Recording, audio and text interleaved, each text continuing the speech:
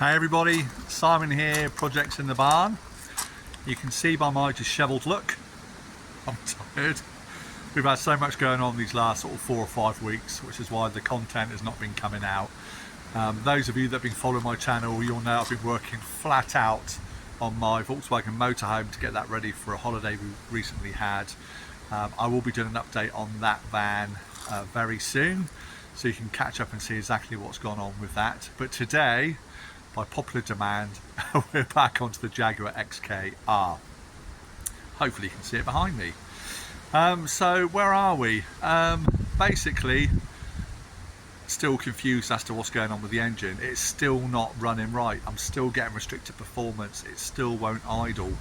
I went out there today to start it up and it's still playing up. I've still got to feather the throttle to get it to respond. If I take my foot off, it's just dying. The battery's fully charged, it's been on charge, I've done a hard reset, I've done another hard reset today, but unfortunately there's still something not quite right with it. The last thing for me to check on the basic list of things to do is the fuel filter, so I'm going to swap that out today. So we'll see what happens when I do that to see if it improves things. If it doesn't, then I'm a bit stuck. There's probably something more technically wrong with the engine than I can do.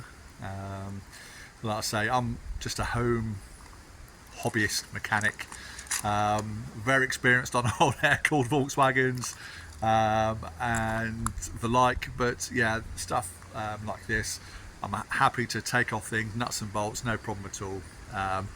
But it's just pinpointing down exactly what it can be. The curious thing is that before I replace that shim, if you haven't seen those videos, please go back and look through the series and you'll see I had to replace one of the shims on top of the cam buckets that was totally broken. Since I've replaced it, I just can't get it to idle sensibly.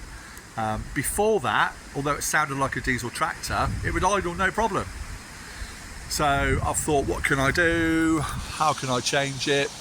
To the point even yesterday, I went out to the engine, I took all of that top of the engine off there again, all the cam cover and everything else, to reveal both camshafts. I put on the Jaguar Land Rover timing belt kit, or timing chain kit, which I've got here. Comes with 2 flat bars to align across the cam flats to make sure they're perfectly in alignment, which I did that yesterday just to go back and check my work, because I was that unsure after scratching my head. And it lines up perfectly. I did take a photograph of it, I never videoed it. I wasn't intending to do a video yesterday, but I did take a photograph. If I can insert it into this clip, I will. I don't know how to do that, so I mean, you might not be able to see it, but it was lined up absolutely spot on. I slackened off the bottom camshaft that I'd taken off, put the flat bar on there, tightened it all back up again in sequence, and yeah, it was all lined up as it was previously, so it's not that. So yeah, we're going to see about swapping over the fuel filter today and see if that makes any difference whatsoever. If it doesn't, then I'm going to hand it over to you guys. What do you think I should do next? There's so much on this project I can be getting on with, but I keep getting sidetracked and back to the same problem with the engine. I believe deep down the engine is good, but I just want it to idle properly so I can get it out on the road, take it for a drive, go through the gearbox, make sure that it's all working. But we're not quite there yet. So what do you guys think? Should I carry on with the rest of the restoration and get some progress made on the car? Because at the moment it's sitting on my driveway doing nothing, and I can be getting on with the bodywork, the interior, the headlining, the seats, the underneath, the brakes, the suspension, wheels, tyres, the welding, and all that good stuff that I really enjoy. And in the meantime, maybe sort of go back to the engine, have someone professionally come out and have a look at it. I'm happy to pay someone to come out and check it over and see what's going on. Because I say, although I'm a hobbyist, I'm not an experienced mechanic. Happy to do things all day long, but I just can't seem to get this one right. But we may have a result yet with the fuel filter.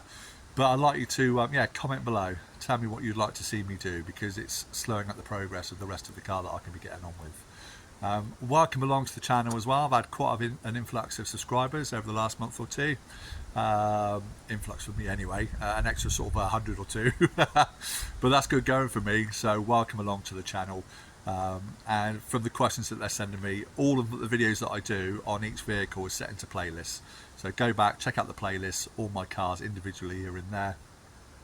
If you are watching this, I get a lot of people watching my channel that don't subscribe, and if you're enjoying what I'm doing, please hit that subscribe button, and you'll be notified every time I upload a new video, which will be quite a few more now. The children have gone back to school and we're very close on the motorhome, so we can get back onto the XKR. So that's what we're going to do today. I'm going to get my tools out, we'll get over onto the XKR. There it is, look, and the S-Type. And my beautiful Caravel. I've not done much on this channel on the Caravel. I did on my previous YouTube channel, VW Bus Bits, do a lot on that. Maybe we can start doing some stuff on that. But on the XKR, the fuel filter is just in front of the wheel there. So we'll get some tools out, shall we? Get it up in the air, take the wheel off, swap it over, see if it makes any difference. So, it does look nice actually, doesn't it? And a little bit of sunshine we got. Still not cleaned the car. Still never cleaned it. But there we go. Right, stop waffling, Simon. Let's get the tools out. Okay. So, first problem.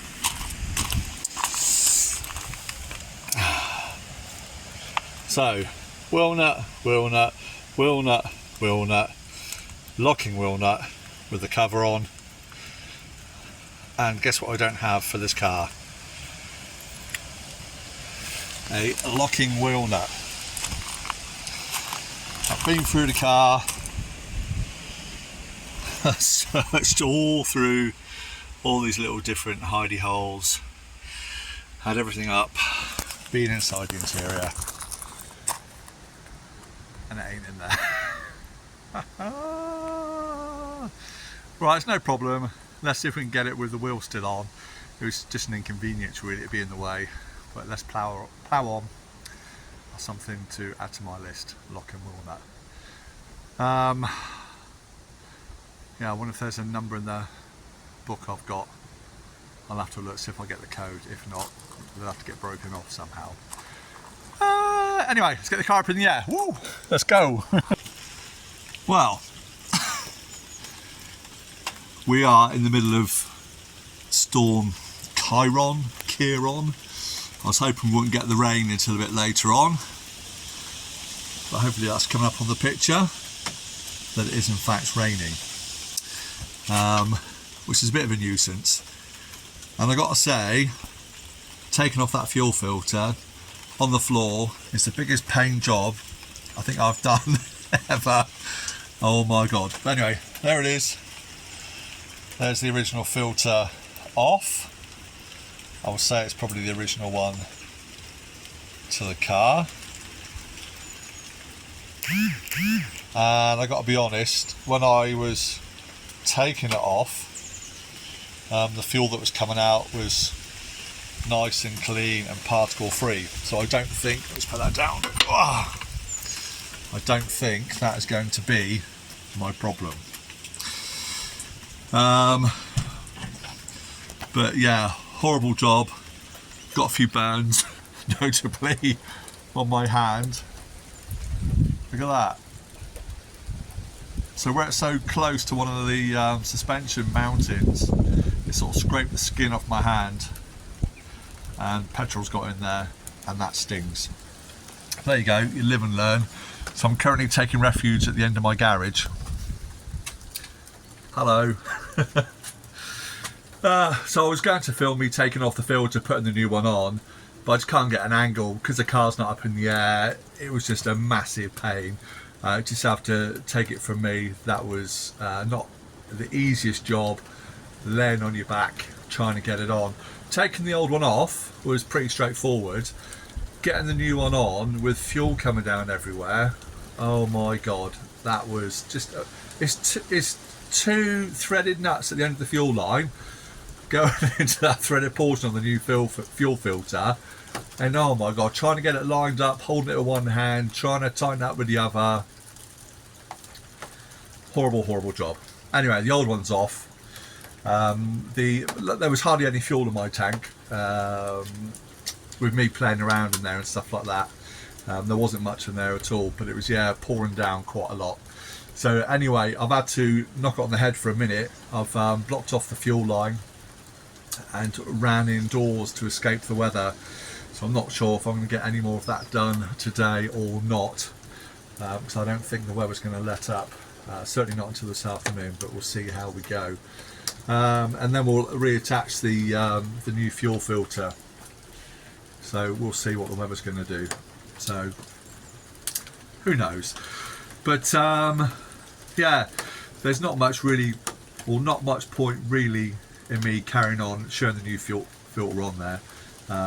It's just swapping out a fuel filter. It's not the most interesting of videos, but the main purpose of this video was just to see what you guys would like me to do with the car next. Would you be interested in seeing me getting it down the barn and start the restoration work? Do you want me to come to a conclusion with the engine first? What I haven't yet tried is swap out the mass airflow sensor. So I've disconnected it with the engine running, and basically the engine stalls. But that's not to say that it's working not very well when it's plugged in. So it could make a difference. Might be worthwhile throwing on a second-hand one, see if it makes any difference. I know it's going to be something daft. It's going to be something really silly. But yeah, we'll get to the bottom of it. But anyway, I'll throw it back to you guys. I'm going to sort of wrap this video up because I'm not going to get much more done in this weather. And I'm back to work again tomorrow. So it'll be another week or so I can get some more videoing done anyway. So yeah, over to you. What do you think I should do? Do you think I should get the car down the barn and start the restoration and sort of come back to the engine as and when? So I've got a good few months ahead of me of stripping things down, cleaning, repairing, welding, putting back together, refurbishing and everything else. So yeah, let me know in the comments below. And yeah, let's move forward and get cracking on the project. So I'm really looking forward to getting stuck into it and getting loads more done. So yeah, it's just a little short video for me today. We'll wrap it up here and we'll speak very soon again. And that's how I look forward to reading all your questions and comments below. So take care everybody. Thanks for watching this slightly strange short video from me, but we'll speak again soon. Take care everybody from Projects in the Barn. And it looks a beautiful sunny day in the camera, doesn't it? But believe me, it's not. So we'll catch up soon. Bye for now.